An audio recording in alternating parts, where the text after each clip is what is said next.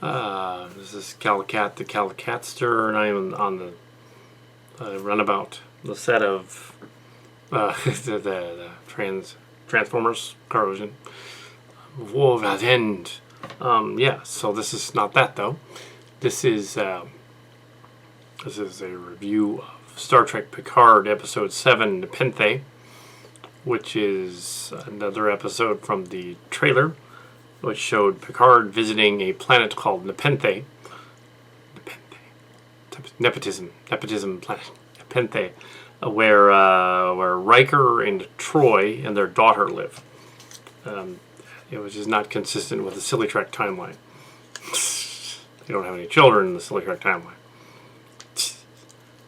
They had at least as of 2388, they didn't want to. Maybe the daughter in it is from that. In which case, she'd only be 11. I think she's older than that, though. I think she's probably like 13 or 14, but maybe she's 11. Then it works. Yeah. So, yeah, the Cillian version's gonna be different, of course. They had a son who died, who was apparently an infant at some point in the 2380s. He died of a silicone-based infection, which they couldn't cure because they had banned robots as of 2385. So apparently they had the kid was a baby when Picard was an admiral. So I'm presuming that one was born in around the same time as the books established one of them, but gave it a different name. Ian Andrew in that one, or something else. I think it was Prit or something. Anyway, the girl is Kestra, named after the Kestra character from Deanna Troy's lost sister. The girl is so Picard and Daj. It's kind of unclear who left the Borg cube thing, but it was Picard and Daj. Go to Nepenthe, the planet, and it's just them, not the other guy. He didn't go with them. Hugh didn't go with them either. And they appear on this planet through the gateway, and they meet Riker and Troy and the daughter. First, they meet the daughter, who is pretending to be a wild character, sort of a Native American, I guess. They're on a planet that appears to doesn't have anyone else there, just them. Although they have technology and they activate cloaking field and shields on the estate because they figured the Romulans were after them. Daj says at least twice that her Romulan and paramour had tried to kill her and tried to get the information about the Dream Planet out of her.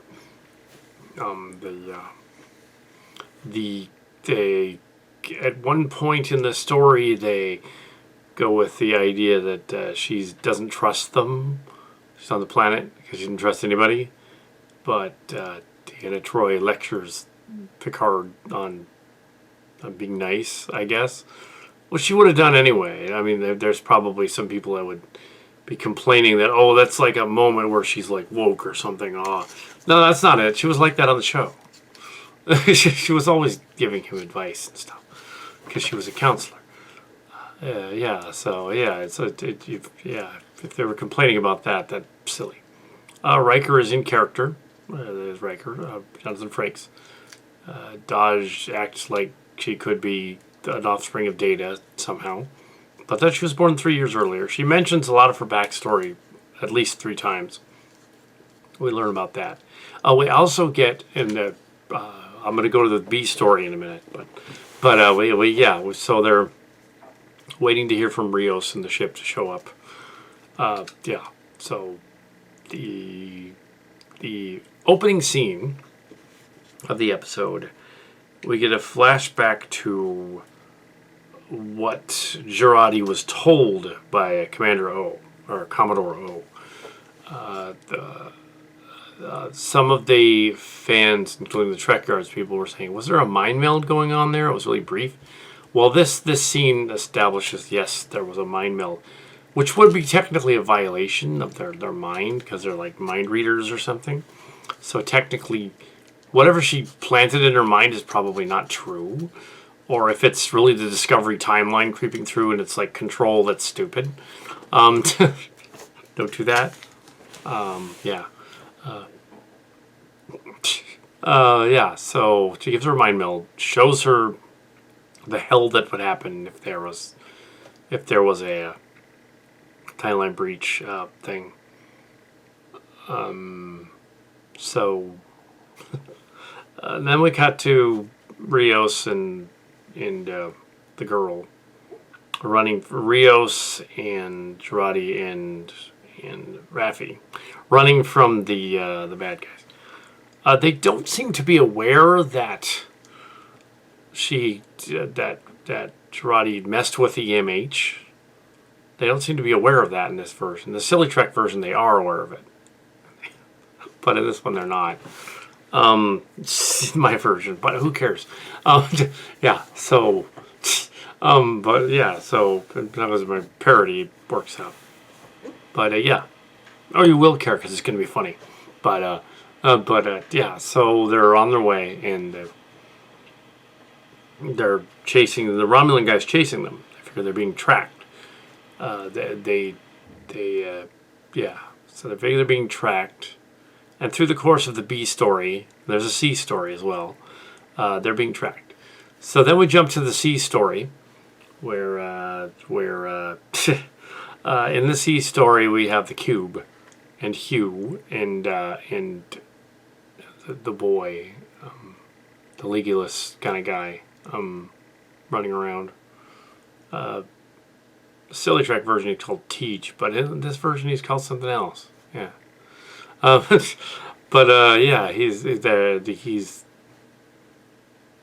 they do a sort of running battle from the Romulan lady, who threatens to blast them both.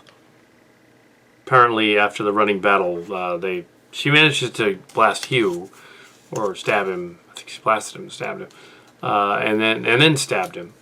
Apparently he dies or passes out, or well, he's half Borg, so he probably isn't really dead. But maybe he's dead. The boy, the young man, the Romulan man, then escapes into the bowels of the ship looking for the key, and that's basically the C story. Is he's hiding, and there was a tender moment thing, and there was a part where they were trying to get out. Yeah, so then they cut to back to the B story. Rios suggests that Raffi is somehow the spy at one point, even though Raffi gives the Girardi some cake that makes her sick, because she's not poisoning her, she's just sick of cake. She can't handle non-replicated food. They sort of established that, and she barfs up the cake. The cake was red velvet cakes. Apparently it was the cheap kind from Costco or something. Or maybe it was the even cheaper kind. It was like from some knockoff, like off-brand store, where it just says red velvet and it's like dyed. It's like from like the dollar store or something. It was really bad cake, I guess. But yeah, bad cake. We gotta have cake in it just because it's funny. But the scene was gross. Yeah, so Rios actually wants to space Girardi, not Girardi, but the other girl. The Romulan guy is starting to track them again. He wants to space Raffi, but Girardi admits that she's the one that has the tracking device on her, and then goes back to her quarters. Rios doesn't apparently listen to this and goes and threatens to space Raffi. At that moment, apparently back in her quarters, or in the sick bay, I guess. She went to the sick bay, replicated there's not much of a sick bay. It's kind of a room off to the side. The ship's small.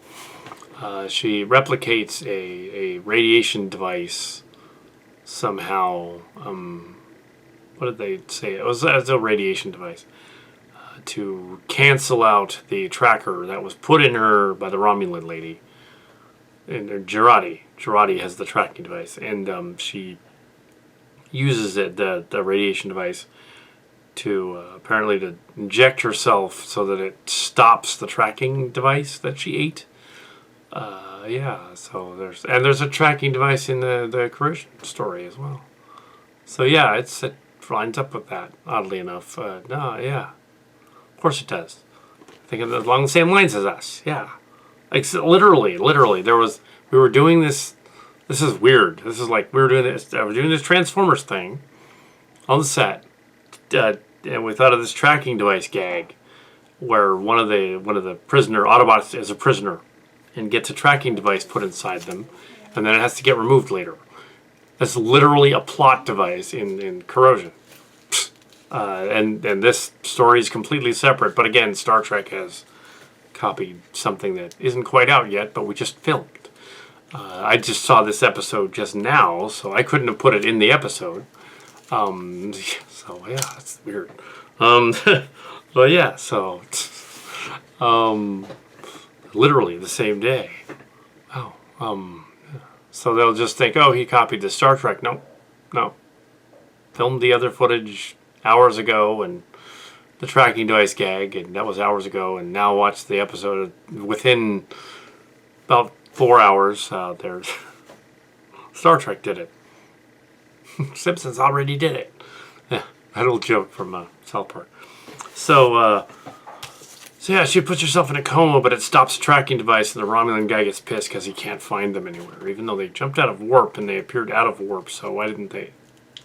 It's a little odd. And then at the end, everyone is friends.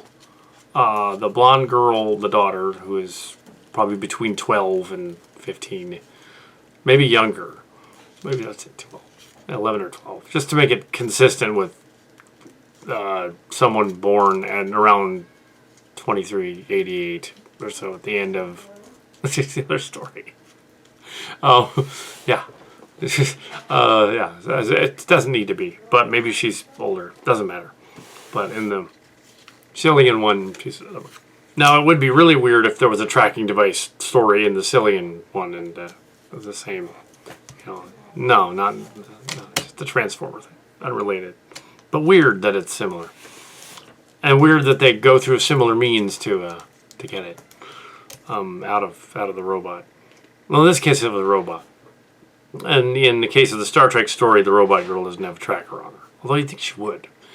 Anyway, so they're going for this planet. The little girl, the teenager, has figured out that the planet that Soji is from with red moons is only known by its number, not a name. So a catalog number, apparently. The Romulans are after them and stuff. But everyone's friends at the end. Everybody they have a tender moment under candlelight because apparently they don't have power on the planet. Even though they have shields, they're using candles in the sick bay thing. So they have cooking devices. They're just not, and other things. They're just not using them for whatever reason. And then we come to the tracking device and all that, and the Romulan guy not able to find them now, and then Rios signals Picard, and they beam back up at the end of the episode. So it was good. It was cool to see Riker and Troy again, and even if it follows the books, so they're kind of following the books. So yeah, they have kids according to the books. But they shouldn't because they're too old. And incidentally, so what? Where's the box at this? So Star Trek Picard, Nepenthe. It was okay. I don't think it's a full 6-page parody scene, but it was okay. No mention, incidentally, of the Titan. So that part they changed. Did he retire as well after the Romulan story?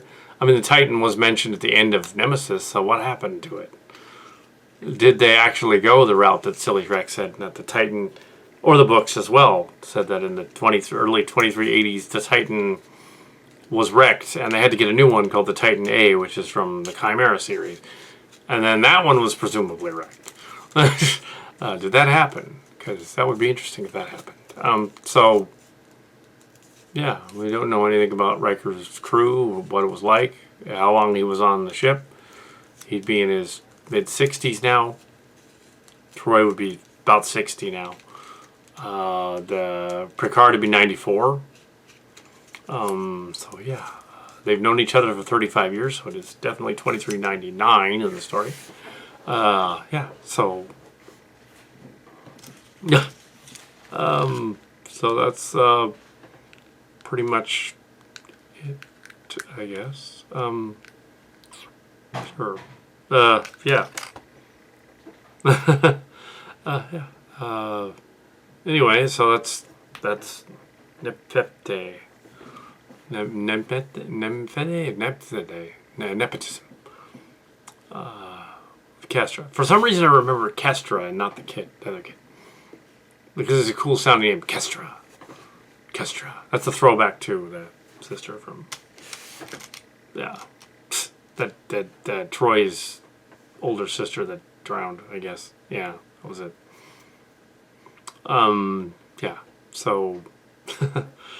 It's kind of an interesting nod. Yeah, so it's fine. Probably have to watch it again at some point. Yeah. Episode 7. The next episode is them going to a hellish place and calling it hell. They're going to go to hell, apparently. Haven't they done that a few times already? Gone to a perdition place. Looks more like a perdition episode than an actual fiery inferno. More like a weird sort of realm. Maybe they're going to visit the Cillian mirrors. Probably. Hopefully not. Yeah. But if it does have, written by Mark's cards, I will definitely watch it twice. I don't think so, though. I wasn't in this one. Anyway, so that was it.